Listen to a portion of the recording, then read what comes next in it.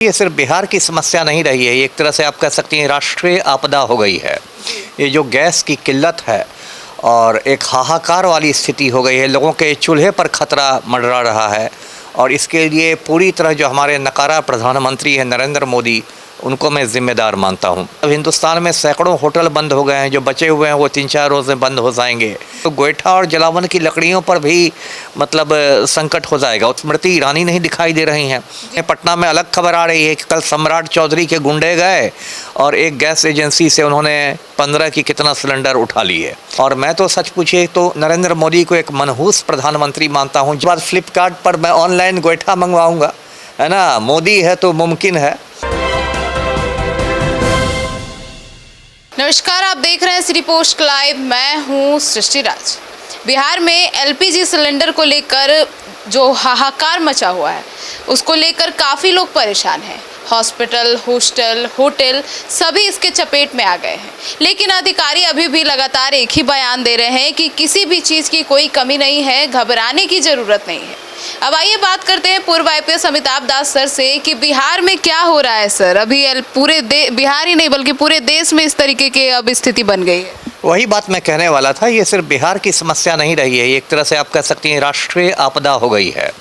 ये जो गैस की किल्लत है और एक हाहाकार वाली स्थिति हो गई है, लोगों के चूल्हे पर खतरा मंडरा रहा है और इसके लिए पूरी तरह जो हमारे नकारा प्रधानमंत्री हैं नरेंद्र मोदी, उनको मैं ज़िम्मेदार मानता हूँ। देखिए, दर्शकों को पता है कि 28 फरवरी को ईरान पर अमेरिका और इजराइल दोनों ने हमले कर दिए। उस हमले में ईरान के जो सर्वोच्च नेता थे अली खमेनेई मारे गए। उसके बाद ईरान ने भी पलटवार किया और उसने क्या किया कि हॉर्मुज के समुद्री रास्ते को बंद कर दिया। ये पश्चिम एशिया में हॉर्मुज का समुद्री रास्ता है जो मुश्किल से 21 मील चौड़ा है, लेकिन उस रास्ते से दुनिया में जो तेल की आपूर्ति होती है उसका 30 से 35% हिस्सा गुजरता है। तो ईरान ने हॉर्मुज के रास्ते को बंद कर दिया और कहा कि सिर्फ चीन और रूस के जहाज़ इससे गुजर सकते हैं। क्योंकि चीन और रूस ने इस लड़ाई में ईरान का साथ दिया है और भारत के जहाज़ नहीं गुजर सकते, तो पूरे देश में अब हाहाकार की स्थिति है। देखिए, 2 तरह के सिलेंडर होते हैं, दर्शक जानते होंगे। एक 14 किलो वाला घरेलू गैस का सिलेंडर होता है, एक 19 किलो वाला होता है कमर्शियल सिलेंडर, व्यावसायिक, जिसको होटल वगैरह इस्तेमाल करते हैं। अब दोनों की आपूर्ति ठप हो गई है। मतलब हिंदुस्तान में सैकड़ों होटल बंद हो गए हैं, जो बचे हुए हैं वो 3-4 रोज़ में बंद हो जाएंगे। अयोध्या में जो राम रसोई चलती थी, जो राम मंदिर का किचन था, उस पर ताला लग गया है, क्योंकि जो लोग राम को ले आए वो गैस नहीं ला पा रहे हैं, है ना। और उसके बाद क्या हुआ है कि बिहार के बारे में आपने कहा ही, मुसल्लापुर जैसे जहाँ लड़के लड़कियाँ पटना में रह के पढ़ते हैं, सब जगह बंद हो रहा है, लोग गांव वापस जा रहे हैं। हाहाकार की स्थिति। और आप खुद सोचिए कि अभी लड़ाई के सिर्फ 14 दिन बीते हैं और यदि ये लड़ाई लंबी खिंच जाए, जिसकी संभावना दिख रही है, मान लीजिए 2 महीने, 4 महीने, 5 महीने, तब तो ऐसी स्थिति हो जाएगी जिसकी अभी हम लोग कल्पना नहीं कर सकते हैं। तब तो गोईठा और जलावन की लकड़ियों पर भी संकट हो जाएगा। उतनी जलावन की लकड़ियाँ कहाँ से आएंगी, उतना गोईठा कहाँ से आएगा। तो बहुत ही एक आप कह सकते हैं संकट की स्थिति है। स्मृति ईरानी नहीं दिखाई दे रही हैं। जो स्मृति ईरानी 600 रुपया जब सिलेंडर होता था तो सिलेंडर लेके सड़क पर बैठ जाती थी, और आज जब ब्लैक में 2000-3000 में सिलेंडर बिक रहा है तो वो दिखाई नहीं दे रही हैं। बिहार में पटना में अलग खबर आ रही है कि कल सम्राट चौधरी के गुंडे गए और एक गैस एजेंसी से उन्होंने 15 की कितना सिलेंडर उठा लिए। गैस एजेंसी वाला कैमरा के सामने आके बोल रहा है। तो एक अजीब अराजकता वाली स्थिति है। और मैं तो सच पूछे तो नरेंद्र मोदी को एक मनहूस प्रधानमंत्री मानता हूँ। जब से वो सत्ता में आए हैं, देश की जनता लाइन में ही लगी हुई है।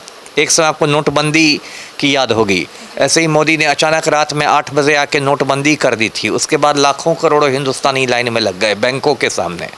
उसके बाद जब कोरोना की महामारी आई 2020-21 में, तब लाखों हिंदुस्तानी लाइन में लगे हुए थे ऑक्सीजन के सिलेंडर के लिए। अब जब ईरान युद्ध छिड़ गया है, तब लाखों हिंदुस्तानी लाइन में लगे हुए हैं सिलेंडर के लिए।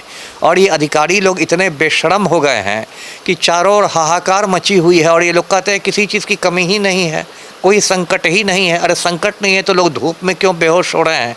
किसी को शौक़ है कि धूप में जाके बेहोश हो जाने का और गर्मी में हार्ट अटैक करवाने का? तो अधिकारियों को भी शर्म आनी चाहिए। कितना बड़ा झूठ आप दिन दहाड़े बोल रहे हैं। जी सर आपके घर में सिलेंडर है? 2-4 रोज का है। उसके बाद फ्लिपकार्ट पर मैं ऑनलाइन गोईठा मंगवाऊंगा, है ना। मोदी है तो मुमकिन है ना। भारत ऐसा विश्व गुरु बना है कि अब गोईठा, कंडे और उपले पर हम लोग खाना खाएंगे। मैं तो हर गोईठे पर लिखवा दूंगा, मोदी है तो मुमकिन है जी। तो सर मतलब अब आप भी लाइन में लगेगा, नहीं तो फ्लिपकार्ट से तो वो भी तो महंगा हो जाएगा गोईठा वो उपला। हाँ, अब लगता है मेरा दिवाला पिट जाएगा। उसके बाद मैं बस सलाद खाऊंगा, कच्चा सलाद, है ना। और यही गाता रहूँगा कि मोदी है तो मुमकिन है। और उसके बाद गोदी मीडिया हमें सलाद खाने के फ़ायदे बताने लगेंगे कि सलाद खाने के कितने फ़ायदे हैं।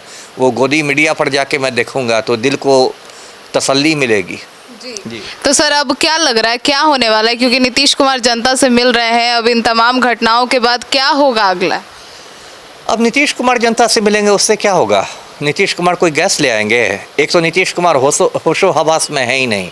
अभी समृद्धि यात्रा पर उनका एक वीडियो वायरल हो रहा है, वो राबड़ी देवी को लालू यादव की बेटी बता रहे हैं जी। वो तो एक अलग ही मतलब बिहार वासियों का मुफ्त में मनोरंजन हो रहा है। वो तो स्थिति में नहीं है। देखिए, परसों नीतीश कुमार राज्यसभा के लिए निर्वाचित हो जाएंगे, चौथे 5वें रोज उनका इस्तीफ़ा हो जाएगा, फिर कोई मुख्यमंत्री नए बनेंगे, उसके बाद बिहार का बंटवारा होगा, उसके लिए नए राज्यपाल आ ही गए हैं। तो अभी तो आने वाले दिन बहुत मैं अंधकार मैं देख रहा हूँ जी।